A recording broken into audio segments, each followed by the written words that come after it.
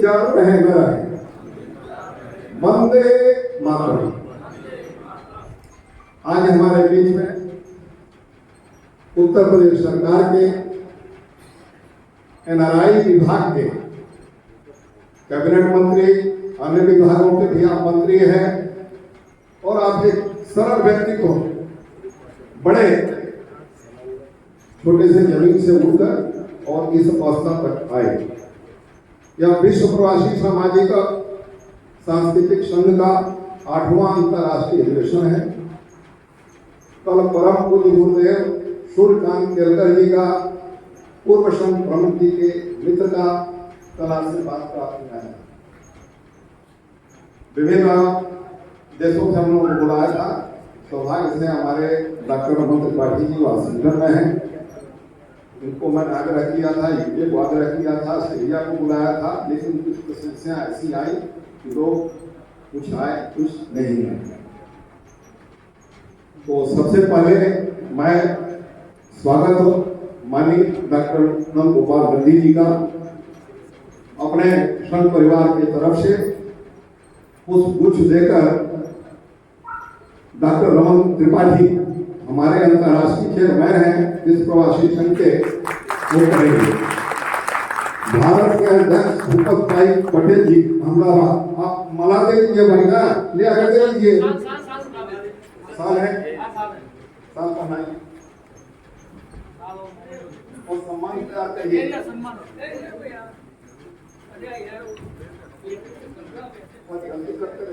ठीक है,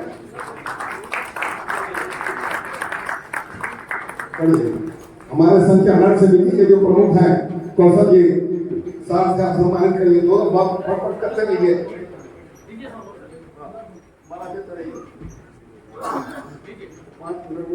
जाओ तो मारो फोटो पाड़ो।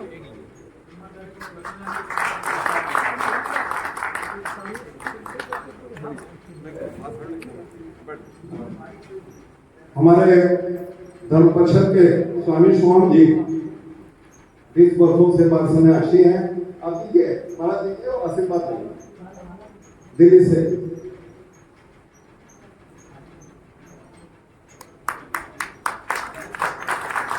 हमारे राष्ट्रीय महामंत्री हैं और श्रमिक संघ के प्रभारी हैं संतोष तिवारी जी का। आपको जल्दी करिए, समय नहीं है, जल्दी करिए। उत्तर प्रदेश के जो प्रमुख हैं संतोष तिवारी लखनऊ,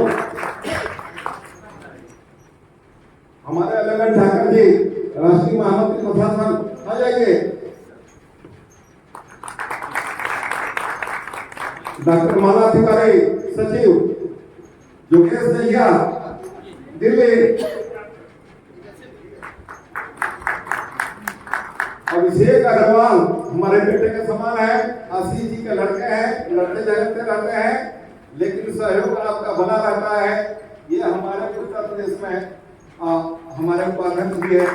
बस और देख बुला रहे मत होइए।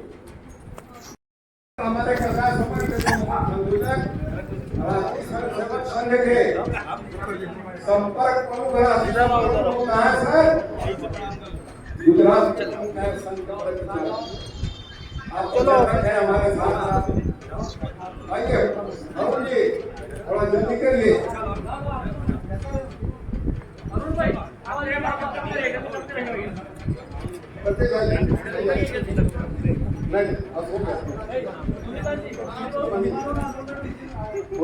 फोटो पाल ले मुझे। ठीक है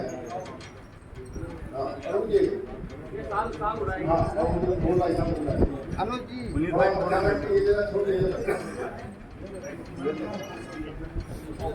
आओ धमा जी, आओ आवाजो हाथ धमा जी आवाज हमें जो चलो अरुण जी आवाज जो अनुज जी यही जाओ। हाँ हितेन जी यही जाओ, अनुज जी यही जाओ, बधाई जाओ। तो ए बाजू चलो चलो चलो जल्दी जल्दी। મને કહેવાય ને સામુ જોજો સરખો ફોટો આવત મારો મારો તો પાડો જ નહીં ऊपर जाता ना પાડો વાળું જ કોઈ નથી। अनुज जी आ जाओ इधर देखना अनुज। તમે પણ જતા ठीक है ના ના જય આવી ભાઈ જય આવી। चलो प्रमुख साहब आप जो प्रमुख साहब चलो जी वाह वाह धन्यवाद। वो मुंबई से वो क्या है हमारी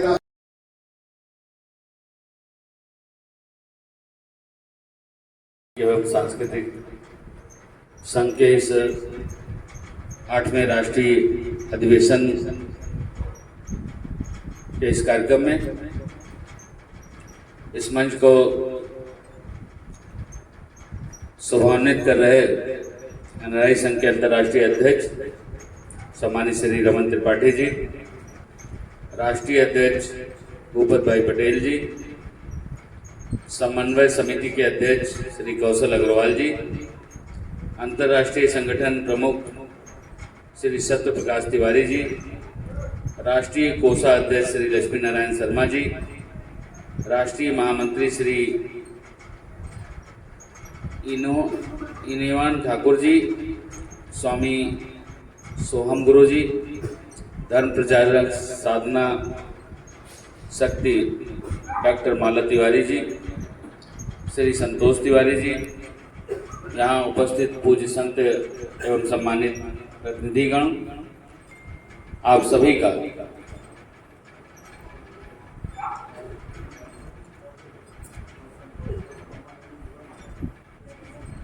संपर्क प्रमुख मिजोरम से एसपी सिंह जी, मंचासीन सभी साथियों का और यहाँ पर उपस्थित आप में से एक का, आप में से प्रत्येक का हार्दिक स्वागत और अभिनंदन करता हूँ अपनी ओर से, अपनी सरकार की ओर से और सरकार के मुखिया योगी आदित्यनाथ जी की ओर से आप सबका हार्दिक स्वागत और अभिनंदन करता हूँ। किसी भी एनआरआई के कार्यक्रम में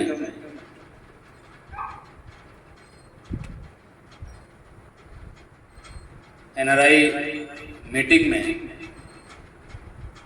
ज्यादातर लोग कोट पैंट पहन करके आते हैं और आप लोगों की इस वेशभूषा में देख करके बहुत अच्छा लग रहा है, बहुत सुंदर लग रहा है। ये भारतीय संस्कृति को जो देश दुनिया में आप पहुंचाना चाहते हैं उसकी मूल भावना यहाँ पर दिखाई पड़ रही है, उसका जीता जागता उदाहरण है ये मंच और ये कार्यक्रम और मंच के सामने बैठे आप सभी लोग। भारत की संस्कृति की विरासत बेहद समृद्धिशाली और गौरवशाली है। हमारे ऋषियों मुनियों ने अपने ज्ञान से पूरी दुनिया का मार्गदर्शन किया। अभी हमसे पूर्व वक्ताओं ने, चाहे आदरणीय अध्यक्ष जी हों, चाहे भैया हों, सभी लोगों ने जिन्होंने भी वक्तव्य दिया, उन सब ने हम कैसे विश्व में अपने आप को, अपने समाज को और भारत की क्या पहचान, हिंदुस्तान, तेरा वैभव अमर रहे माँ, हम दिन चार रहें न रहें, ऐसे जो उद्घोष है इसको सुनते ही पूरे शरीर में करंट दौड़ता है। यही हमारी पहचान है। जो आप काम कर रहे हैं इसके लिए मैं आपको बहुत साधुवाद देता हूं, बहुत बधाई देता हूं, बहुत शुभकामनाएं देता हूं और आपको इस बात का भरोसा और विश्वास दिलाता हूं कि मैं इस डिपार्टमेंट का मुखिया बनाया गया हूं। हमारे मुखिया आदरणीय मुख्यमंत्री योगी आदित्यनाथ जी, हमारे राष्ट्र के मुखिया, देश के यशस्वी प्रधानमंत्री आदरणीय नरेंद्र मोदी जी हैं। मैं कह सकता हूं आज हम सबका परम सौभाग्य है कि हम उस कालखंड के साक्षी हैं, हम उस कालखंड के साक्षी हैं जहां एक और इस देश की बागडोर एक परम तपस्वी आदरणीय नरेंद्र मोदी जी के हाथों में सुरक्षित है, तो प्रदेश की बागडोर एक कर्मयोगी मुख्यमंत्री योगी आदित्यनाथ जी के हाथों में सुरक्षित है।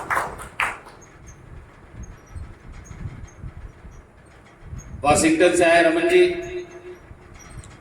मुझे 18 अगस्त को न्यूयॉर्क जाने का मौका मिला 2018 में।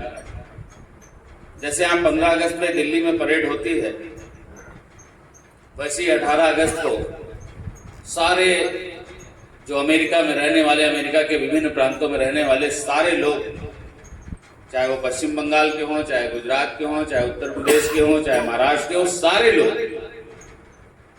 न्यूयॉर्क की मेडिसन स्क्वायर, जो बड़ी सड़क, मतलब बहुत फेमस सड़क पूरी दुनिया की और अमेरिका की तो है ही, वहाँ की पुलिस, वहाँ की आर्मी, वहाँ के गवर्नर और वहाँ की बड़ी बड़ी बिल्डिंगों में, वहाँ के बड़े बड़े रेस्टोरेंट में, बड़ी बड़ी गाड़ियों में हिंदुस्तान का झंडा लहराता है। हिंदुस्तान जिंदाबाद और भारत माता की जय बोला।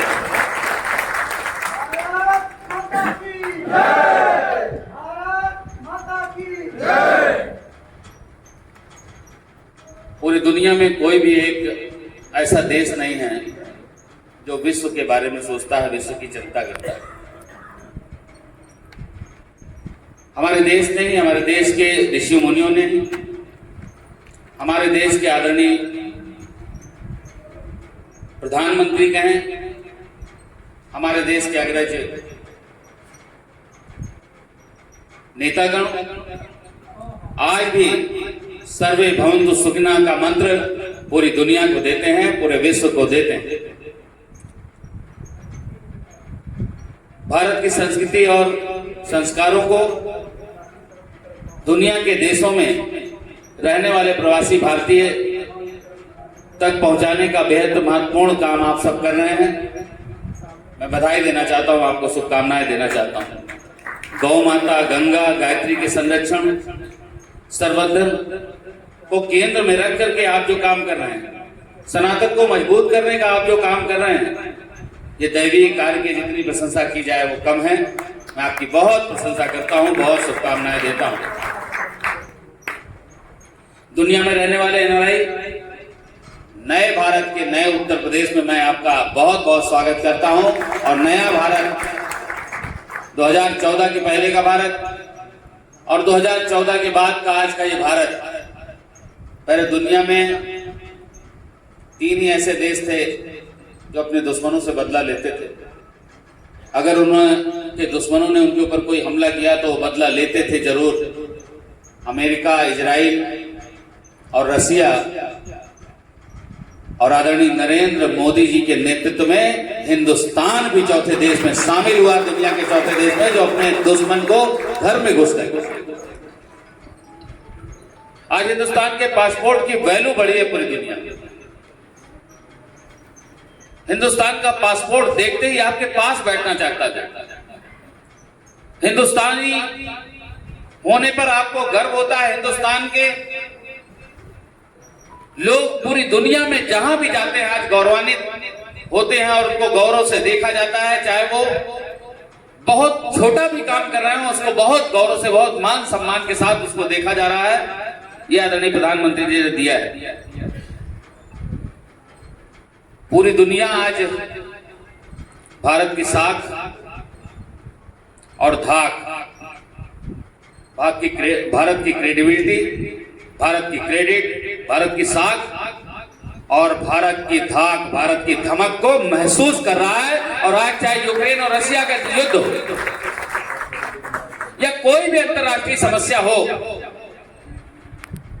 2 देशों में झगड़ा है तो सोचता है भारत मेरे साथ खड़ा हो जाएगा तो मैं मजबूत हूं।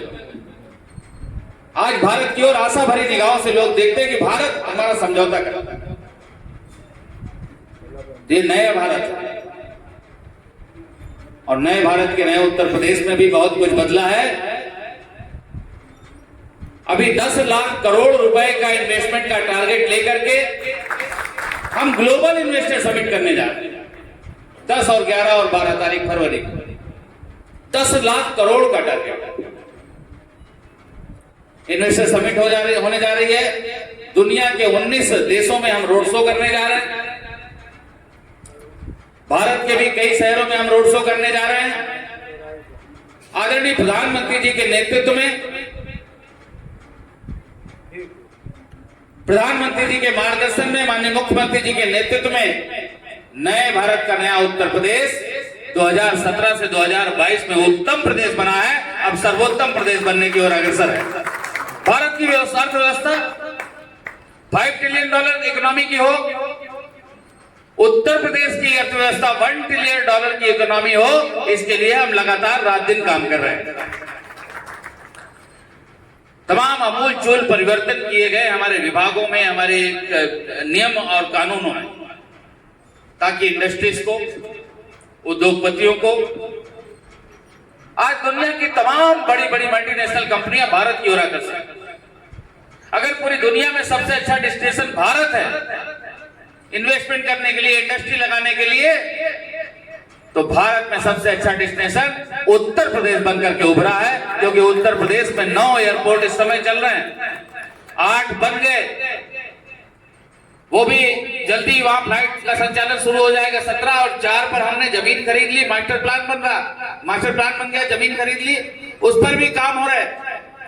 तो 17 और 4 21 एयरपोर्ट और 5 इंटरनेशनल एयरपोर्ट वाला भारत का पहला राज्य उत्तर प्रदेश हो रहा है। देश की सबसे बड़ी आबादी वाला उत्तर प्रदेश, और उत्तर प्रदेश के रहने वाले पूरी दुनिया भर में फैले हुए NRI।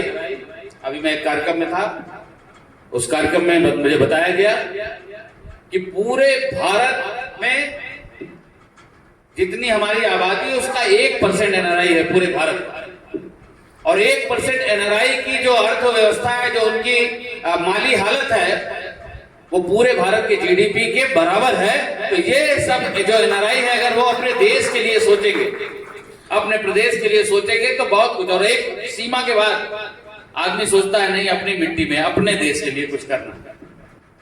और सब में आप सब कुछ आगे बढ़ा रहे हैं। मैं आपको बहुत बहुत धन्यवाद देता हूँ, बहुत आभार प्रकट करता हूँ। आप सम्मानित मंच, क्योंकि मुझे और कार्यक्रम में जाना है, हालांकि लंबी लिस्ट है मुझे बोलने की, लेकिन इतने ही सब कुछ कह के दिल्ली से भी हमारे बहुत सारे साथी आए हैं। मैं आप सभी का बहुत स्वागत अभिनंदन करता हूँ और आमंत्रित करता हूँ आपको। उत्तर प्रदेश, नए भारत का नया उत्तर प्रदेश, नए कलेवर के साथ उत्तम प्रदेश बन चुका। सर्वोत्तम प्रदेश बनने में आपकी भी भागीदारी होनी चाहिए, इसके लिए मैं आपको आमंत्रित करता हूं और आपको भरोसा और विश्वास दिलाता हूं। हमारे अधिकारीगण माननीय मुख्यमंत्री जी ने जो दिशा निर्देश दिया, उस पर रात दिन काम कर रहे हैं। हम सब मिलकर के उत्तर प्रदेश को $1 ट्रिलियन की इकोनॉमी बनाएंगे, इस लक्ष्य को लेकर के हम चल रहे हैं। धन्यवाद। जय हिंद, जय भारत।